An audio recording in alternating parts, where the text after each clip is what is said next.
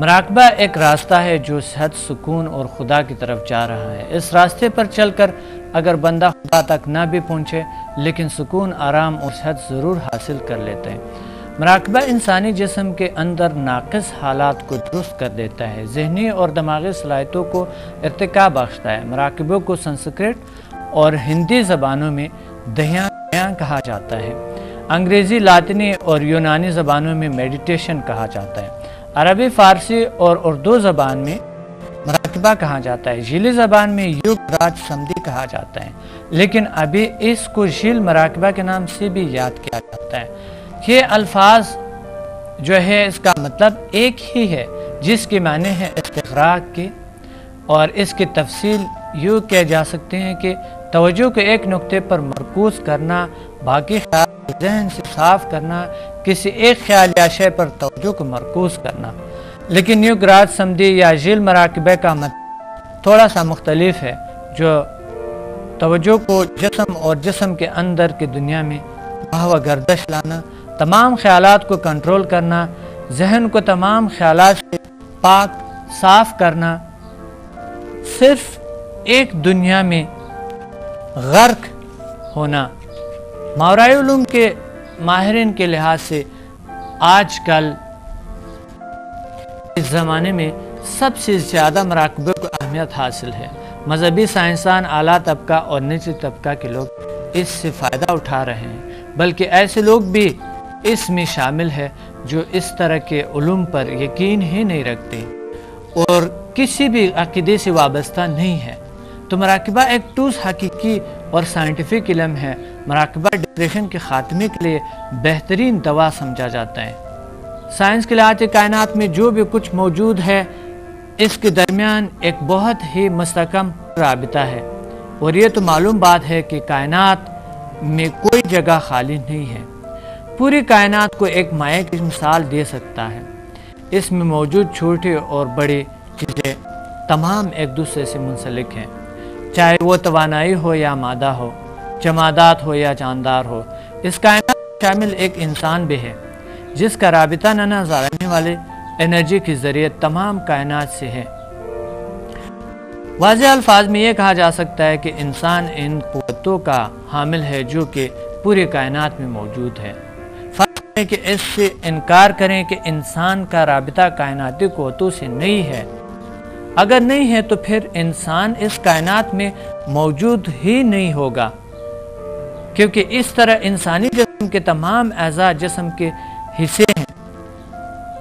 اس طرح انسان بھی کائنات کا حصہ کہا جا سکتا ہے، کیونکہ یہ ایک جسم کائنات کے اندر ہی ہے، اس لیے انسان کو کائنات بھی کہا جا سکتا ہے۔ لیکن انسان نے اپنا خفیہ نمبر یعنی اپنا نہ نظر آنے والے پاسورڈ کو گم کر دیا ہے۔ اگر ہمیں وہ پاسورڈ مل بھی جائیں جس کو ہم اپنے کمپیوٹر ذہن یا ذیل انرجی سینٹر میں ملا کر اور ونڈو کھل جائیں، پھر ہم سمجھ لیں گے کہ ہم واقعی کائناتی صلاحیتوں، توانائیوں سے براہ راست منسلک ہیں۔ دراصل ہم نے اپنے پاسورڈ بھی گم نہیں کیا ہے، ہم ابھی بھی کائناتی توانائی سے براہ راست منسلک ہے، لیکن ہم نے مانیٹر کی سکرین کو خراب کیا ہے، جس کی وجہ سے کوئی پروگرام دکھائی نہیں دے رہے ہیں۔ لیکن یہ پاسورڈ ہمیں ملے گا کہاں سے؟ یا مانیٹر کی سکرین کو ہم کیسے ٹھیک کر سکتے ہیں؟ اس کا جواب ذیل سائنسز ہی دے سکتا ہے۔ مراقبہ سے ڈپریشن کا خاتمہ۔ پچھلا ہم نے بتایا تھے، ذکر کیے تھے کہ ہم نے نفسیاتی بیماریاں ہمارے اپنے ذہن کے پیدا کردہ ہیں۔ کچھ جسمانی بیماریوں کی وجہ بھی نفسیاتی ہوتی ہے، یعنی ذہن کی ناقص کارکردگی ہوتی ہے، جس کی وجہ سے کچھ ذہنی صلاحیتیں بھی بے نظم ہو جاتی ہے، اور کبھی کبھی تو تمام ذہنی صلاحیتیں بے نظم ہو جاتی ہیں۔ ان وجوہات کی بنا پر مختلف بیماریاں جنم لیتی ہیں۔ بہرحال وجہ کوئی بھی ہو، اسے مراقبے کے ذریعے ٹھیک کیا جا سکتا ہے۔ مراقبے کے ذریعے ہم ذہن کے گہرائیوں تک جاتے ہیں۔ اس کی مشقوں سے ہی ہمارے بے نظم قوتیں خود بخود منظم ہو جاتی ہیں۔ ماہرین نفسیات کے مطابق مراقبہ ڈپریشن کا خاتمے کے لیے وہ فولاد ہتھیار ہے جس کے مقابلے میں کوئی ہتھیار نہیں بنائے۔ ماہرین کے بیانات کے تجربات اور مشاہدات اپنی جگہ، لیکن میں خود آپ کو اطمینان دیتا ہوں کہ میں ان تجربات سے گزر چکا ہوں کہ مراقبہ ڈپریشن کا بہترین علاج ہے، اور یہ آپ کو خود آزما کر نتائج حاصل کر سکتا ہے۔ مراقبے کے کئی ہزار فائدے ہیں جو کہ آگے بڑھ کر آپ کو بتاؤں گا۔ مذاہب اور مراقبہ، تقریباً ہر مذہب میں مراقبے سے متعلق کچھ رسومات، تسبیح اور کچھ خاص محافل ہوتی ہے۔ یہ چیزیں روحانی قوتوں کو حاصل کرنے کے لیے ہی ہوتی ہے، اور یہی ان کے مراقبے بھی ہوتے ہیں۔ میرے خیال میں وہ مذہب جس میں مراقبہ کا طریقہ کار نہ ہوگا، اس مذہب کے افراد روحانی قوتوں سے بھی خالی ہوں گے۔ جدید یوگا اور سائنس کی تحقیق کے طرز مراقبے مذاہب نے بھی اپنا لیا ہے۔ جیسے جیسے مشینی دنیا میں ترقی ہوتی جا رہی ہے، ساتھ ہی انسان کچھ پریشان اور بیمار بھی ہوتا جا رہا ہے۔ ان پریشانیوں اور بیماریوں سے چھٹکارا حاصل کرنے کے لیے لوگ مراقبے کا رخ کرتے ہیں۔ مراقبے میں نئی اور زود اثر طریقوں کو اپنا رہے ہیں۔ مذاہب میں لوگ اپنا مذہب کے مقدس الفاظ جملات دہراتے ہیں۔ ان الفاظ اور جملات کو مراقبہ بھی کہا جا سکتا ہے۔ کبھی کبھی مقدس الفاظ فرد پر بہت گہرا اثر کرتا ہے، جس سے اندر کی جھیل کی خوشگوار لہریں اٹھنے لگتے ہیں۔ ان الفاظ کے دو اقسام ہیں، ایک جار، وہ الفاظ جو کہ آواز سے ادا کرتے ہیں، دوسرا خفی، وہ الفاظ جو زبان سے ادا نہیں ہوتی ہے، باطن میں سوچ اور تصور سے ادا ہوتی ہے۔ جار الفاظ کا اثر خفی الفاظ سے زیادہ طاقتور ہوتا ہے، لیکن اس کا اثر عارضی ہوتا ہے، یعنی پڑھنے کے بعد آہستہ آہستہ اثر ختم ہو جاتے ہیں۔ خفی الفاظ کا زیادہ اور مستقل اثر ہوتا ہے، کیونکہ یہ تصور کے ساتھ ساتھ جسم کو بھی حرکت میں نہیں ملتے ہیں اور توجہ بھی اپنے ہدف پر ٹکی رہتے ہیں۔ مراقبے میں جب جسم کے اعضاء کو حرکت ملتے ہیں تو توجہ تھوڑے سے ہٹ جاتے ہیں، اس لیے جار کا اثر عارضی ہوتا ہے، جس میں کبھی کبھی جسم کئی سو اعضاء کو حرکت ملتے ہیں۔ جدید طریقے مراقبے میں کچھ ایسی مشقیں ہیں جس میں جسم کے تمام اعضاء کو حرکت نہیں ملنی چاہیے، اور کچھ ایسی مشقیں ہیں جس میں کچھ خاص حرکتیں یعنی خاص مشقیں ہوتی ہیں۔ ان خاص حرکات یا مومنٹ کا مقصد ہے مراقبہ ہوتا ہے، جیسے 6 حرکات ہیں، 6 پاور، اور یوگا کی تمام حرکات ایسے ہی مقصد کے لیے ہے۔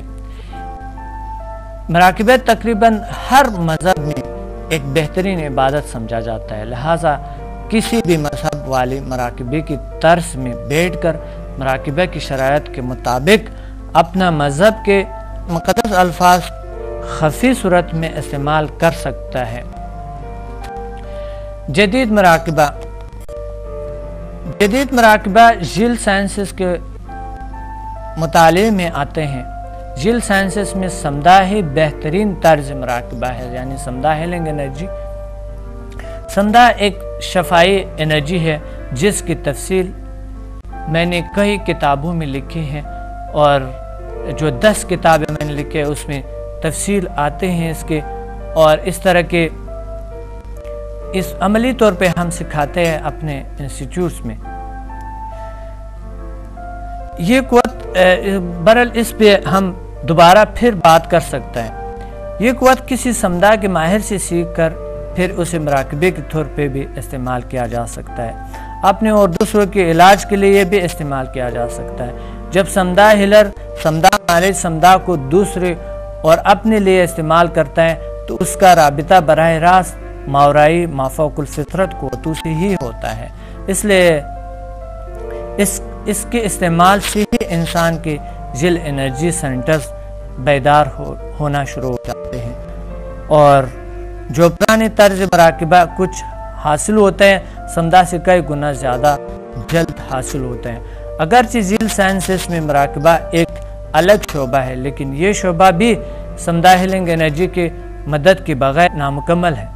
سمدہ ہیلنگ انرجی یا ہیلنگ فورس ہے جو کہ مراقبے سے نہیں، کسی سمدہ ماہر ماسٹر سے استاد یعنی استاد کے بغیر حاصل نہیں کی جا سکتی ہے، اور یہ کسی استاد سے ہی حاصل کیا جا سکتا ہے۔ واضح الفاظ میں یہ کہا جا سکتا ہے کہ استاد کی اجازت کے بغیر یہ کام بہت ہی مشکل اور خطرناک اور ناممکن ہے۔ درحال کے سمدہ ہیلنگ انرجی کے کوئی مضر اثرات نہیں ہیں۔ جیل سائنسز میں جیل مراقبے کے ماہر پہلے ہی سیشن میں فرد کو مراقبے کی تقریباً گہری حالت میں لے جاتے ہیں۔ آپ حیران ہوں گے کہ لوگ 10 سال کوشش کے باوجود بھی مراقبے کی گہری حالت میں نہیں جا سکتے ہیں۔ تو ایک سیشن میں یا ایک مشق میں یا ایک ملاقات میں جو کہ زیادہ سے زیادہ 1 یا 2 گھنٹے میں مکمل ہوگا، کیسے ممکن ہوگا کہ عام فرد کو مراقبے کی گہرائیوں تک پہنچا دیں؟ اس میں کوئی حیرانگی کی بات نہیں ہے۔ جیل مراقبہ کا ماہر وہ ہوتا ہے جو ہمیشہ دنیائی باطن سے منسلک ہوتا ہے۔ اس کے لیے یہ کوئی سخت کام نہیں ہے کہ آپ کو باطنی دنیا سے ہم آہنگ کرے۔ جیل مراقبے میں استاد ہی سب کچھ ہے۔ وہ یہ نہیں کرتے کہ مراقبے کو آپ پر چھوڑ دیں، بلکہ وہ ساری ذمہ داریاں خود ہی کرتے ہیں اور خود ہی آپ کو اسی طرف لے جاتے ہیں۔ مراقبے کے بہت سے اقسام ہیں، لیکن یہاں پر میں کچھ آپ کو بتاؤں جو مراقبہ کرنے والوں کے لیے زیادہ پسند کرتے ہیں۔ پرانے طرز کے مراقبوں میں سب سے بہترین قسم کا یوگا مراقبہ ہے۔ یوگا کی ہر مشق ایسی ہے کہ اس میں مراقبے کے لیے چند ضروری چیزیں خود بخود شامل ہو جاتے ہیں۔ وہ ہے ارتکازی توجہ، جسمانی بناوٹ اور سکون۔ یوگا جسم کو مراقبے کے لیے تیار کرتے ہیں۔ مراقبے کے دوسرے اقسام ہیں جن مراقبہ، ماورائی مراقبہ، کھی مراقبہ، اور سب سے بہترین مراقبہ جو ہے وہ جھیل مراقبہ ہے۔ ارتکازی توجہ کہا جاتا ہے کہ کسی بھی کامیابی کے لیے توجہ ہی کافی ہے۔ کسی بھی قسم کی صلاحیت حاصل کرنے کے لیے توجہ اور لگن چاہیے۔ اگر آپ صحیح توجہ سے کسی کام کو سر انجام نہ دیں تو اس سے خاطر خواہ نتائج حاصل نہیں کر سکتے۔ یہی چیز مراقبے کے لیے اہم سمجھی جاتی ہے۔ اگر آپ صحیح توجہ سے عمل کریں تو کام سے آپ کو فائدہ حاصل ہونا شروع ہو جاتا ہے، اور ہر وہ کام آپ بہت ذوق و شوق سے کریں گے جس سے آپ 100% فائدہ اٹھا سکتا ہے۔ دراصل انسان اپنی چھپی ہوئی صلاحیتوں کی طرف اس لیے مکمل توجہ نہیں دیتے ہیں کہ وہ اپنے مددگار قوتوں سے ناواقف ہیں۔ اگر واقف ہو بھی تو وہ اپنے قوتوں پر مکمل توجہ نہیں دے سکتا، کیونکہ اس دنیا میں 99% کائنات اور انسانی چھپی ہوئی صلاحیتوں سے ناواقف ہے لوگ۔ اگر 1% لوگوں کو بھی صحیح مواقع حاصل نہیں ہے کہ دوسروں کو ان قوتوں سے واقف کریں اور اپنے قوتوں پر صحیح توجہ مرکوز کریں۔ آج کا انسان اس قدر مصروف ہے کہ ان کو یہ موقع ہی نہیں ملتا کہ وہ اپنی صلاحیتوں پر توجہ دیں۔ گویا ارتکاز توجہ کے بغیر انسان کوئی کام صحیح طریقے سے نہیں کر سکتا۔ جیسے ہمارے جسم و جان کو برقرار رکھنے کے لیے غذا ضروری ہے، اسی طرح زندگی کی کامیابیوں کے لیے اور اپنے اہداف کو پورا کرنے کے لیے صحیح ارتکاز توجہ کی ضرورت ہے۔ دنیا میں جن لوگوں نے کامیابیاں حاصل کی ہیں اس کی وجہ صرف ارتکازی توجہ ہے۔ مثلا آرشمیدس جو کہ بڑا ریاضی دان تھا، وہ جب ریاضی کا کوئی فارمولہ ایجاد کرتا تو اس کو ارد گرد کے کوئی خبر نہیں ہوتے۔